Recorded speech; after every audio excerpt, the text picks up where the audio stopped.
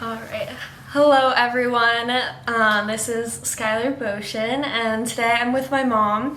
If you have not heard my story, basically, growing up, I experienced child sexual abuse from the age of 3 to 11, and then I had a sextortion case that went to court when I was 15 to 17. And then I was raped in my college dorm room when I was 17 years old and went through the criminal process for that as well. Today, we are going to be talking about how to share these types of really hard and vulnerable experiences with a loved one. This is my mom, and she's been an amazing support system for me, and I feel very grateful because a lot of survivors do not have that kind of a support system. So today I just kind of want to have you guys hear from her and both of us and get kind of an understanding of how I've been able to heal and how I'm at this point in my life, and how she's dealt with everything that I've been through, and yeah, so that's all. All right. Okay. So,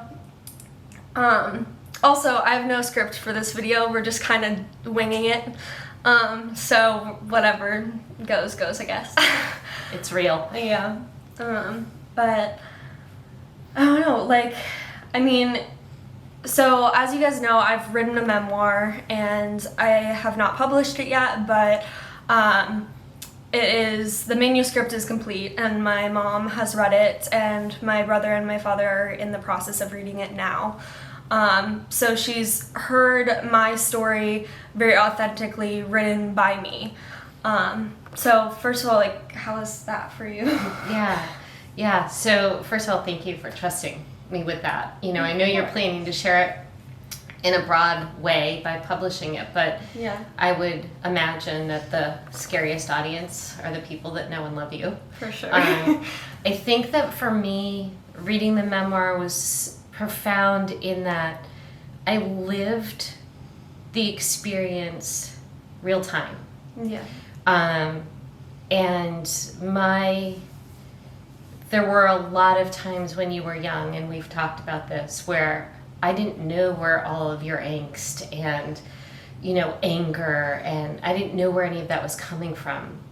Yeah. And it was challenging, right? And then when you shared what you had been through, there was this epiphany of recognition of what that had all been about.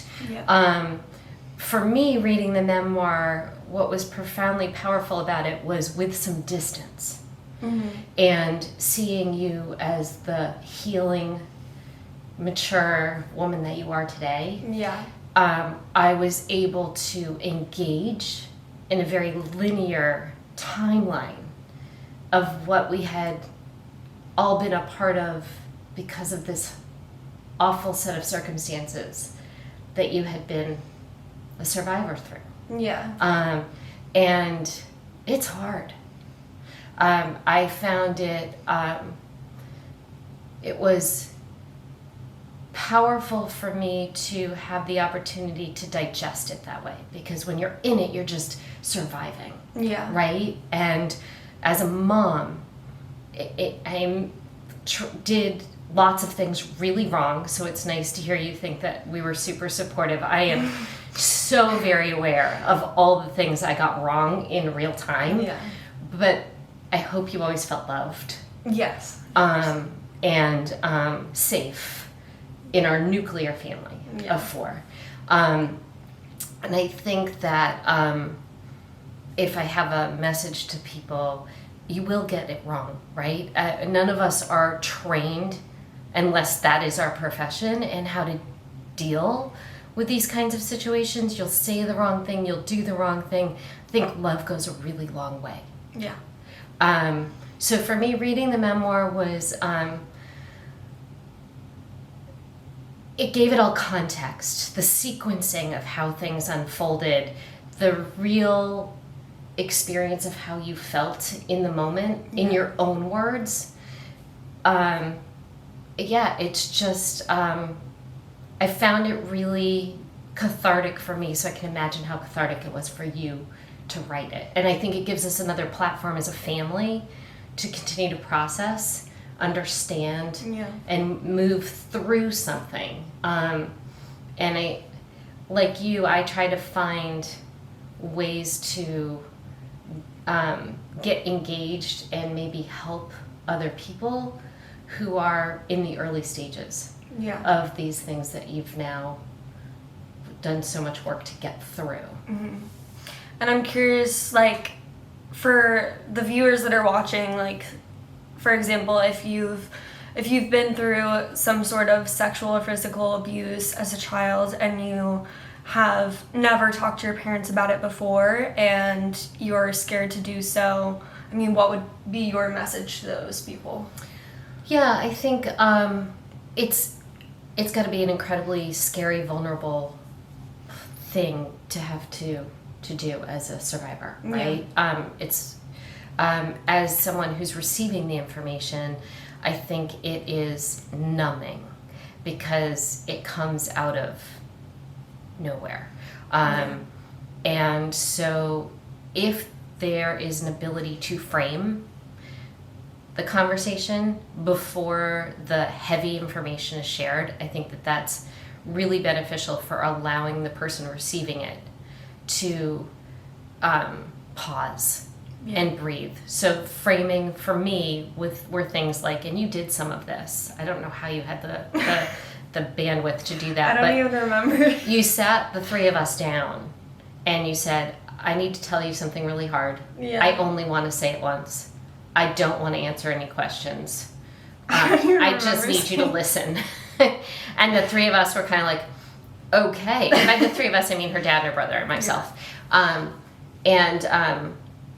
You, after divulging everything, you went upstairs and slept for hours. You literally finished sharing your story, and you said, I'm done. And you got up and you went upstairs.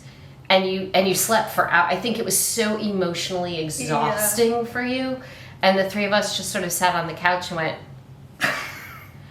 lots of tears. So for framing, I think being able to say, I have something I have to share. It's hard for me to share. It's going to be really hard for you to hear. I need you to just listen. These are just ideas. I mean, I don't pretend to know what someone else needs to say. These are ideas. I'll be happy to answer questions later, but afterwards I'm going to be too tired to like have back and forth. That was the case for you, might be for other people. Mm-hmm. I think that doing that I think that's allowing the survivor to control the situation, to take their power back and their voice. And the platform then really just needed to be about you. Yeah. And for context, no one in my family knew about what was going on until I came forward that day when I was 15. So the abuse ended when I was 11, and for 4 years I didn't talk to anyone about it, really. And for the years it was happening. I mean, your whole life until you were 15. Yeah. You handled it on your own. Yeah, and that's unfortunately what a lot of survivors of sexual abuse and sexual assault do, because it's such a taboo topic, but it's also such a thing where you feel shameful and you feel like it was your fault in some way because of the way that society frames these things and the amount of victim blaming that happens in our society. So at least for me, I needed all of that time to process what I had gone through and to feel safe and secure in sharing that information. But it definitely was not easy, and I remember multiple times being like, I should just tell them, and then being like, no, I don't want to. And finally I got to a point where I did share, but it took a while, Yeah, and I think My other really important piece of this as someone receiving the information is the first thing when you first shared it, the way you chose to share was, it felt like a little bit like you were testing the waters. Let me say what I mean by that, and then you tell me whether or not that's accurate. Okay. My experience was the timeline of what had happened and the fact that things had happened to you came out all at once. But the detail that you shared Yeah. was like a slow drip from a faucet. Mm-hmm. And so as someone receiving the information, I was trying to understand it. And I think the fact that you shared that anything happened Yeah. was all that really mattered. Mm-hmm. And this is one of the things I did really wrong. I felt a need to understand the detail. Yeah. And the details don't matter. No, but it's understandable why you were wanting to understand all of the nuance. Yeah, but I also, in all of the education that I've had since, Yeah. really the story, the detail of it, the story shouldn't matter, doesn't matter, isn't important. It's the fact that this experience happened. And so I think, I wonder in retrospect how much that stymied your healing process, because it wasn't just a deep dive of let us support you in whatever way we can. It was a tell us more about what happened, like trying to really understand it. And I think that was so tremendously unfair to you. And so going back to the whole framing piece, if there's a way to help inform whoever you're choosing to share with, whether it be through some kind of literature or your own language, I think everybody is on a learning curve at the same time when this is happening. And that's super unfortunate for the survivor, because they need someone who's ready to meet them right where they are. And as a family member who's not educated in this space, that's just impossible. I think. No, and there's no right way to handle this kind of a situation. I mean, it's all very personal and individual.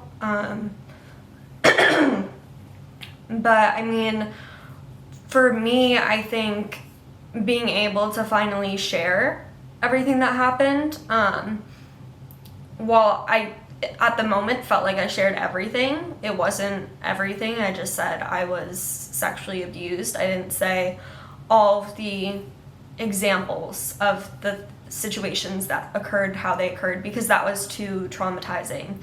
And that came out over time and through therapy. And but yeah, the details don't matter. The details don't matter. And I do think that as it came out over time, because it was a trickle, it as someone on the who was trying to be supportive, I kept feeling like, do I know it all yet? Do I know it all yet? And I guess back to that point, it doesn't matter if I know it all. It doesn't. Knowing that this happened and getting informed about how to provide and offer the support that she needed, that was really the space I needed to be living in, as opposed to trying to understand the nuance of the situation. Yeah.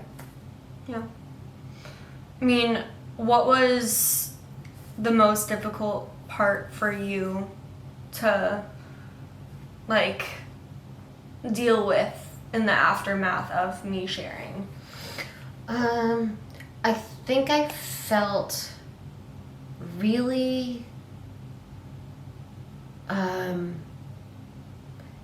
scared about helping to provide the support you needed, scared that I wasn't going to do it right. Yeah. And what I mean by that is you needed therapy and emotional support and a sense of safety and the safe space to like let it out. Now that it was coming out, it was like floodgates. But we also found ourselves in a number of legal Yeah. situations simultaneously, and none of that did I know how to navigate.